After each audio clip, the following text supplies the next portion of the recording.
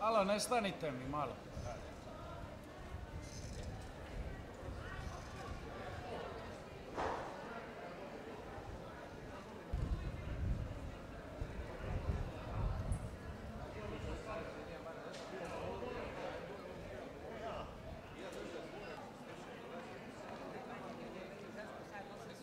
Dok pita, onda je prozno da se vidi.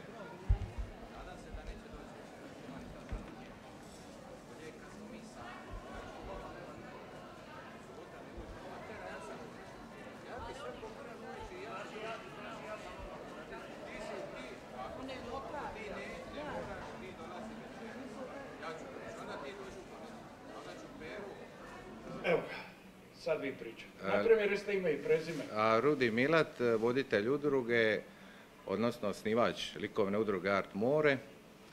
Mi postojimo godinu dana, mi smo ljubitelji mora i to izražavamo kroz slikarstvo u tehnikama akvarel, akrilik i rekompozicija. Imamo 10-ak članova, a na ovoj izložbi je prisutno 6.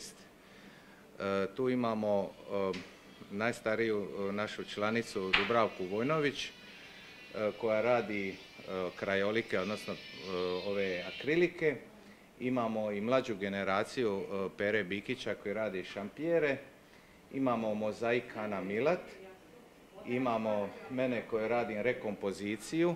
I imamo Ivo Antić zvani Baki koji radi nakit i to je nakit dizajniran, to su kamenčići i obluci iz mora koji su kasnije povezani sa srebrom. I to su isto jedrilice, motivi vezano za more. I imamo još par članova koji su uključeni u našu ovu grupu. Inače, izložba se zove More je nebu druga obala, jer znači prevladavaju motivi mora, brodovi, tako smo i genetski povezani od mog djede, barbe i ostalih članova koji su i roditelji povezani s morem.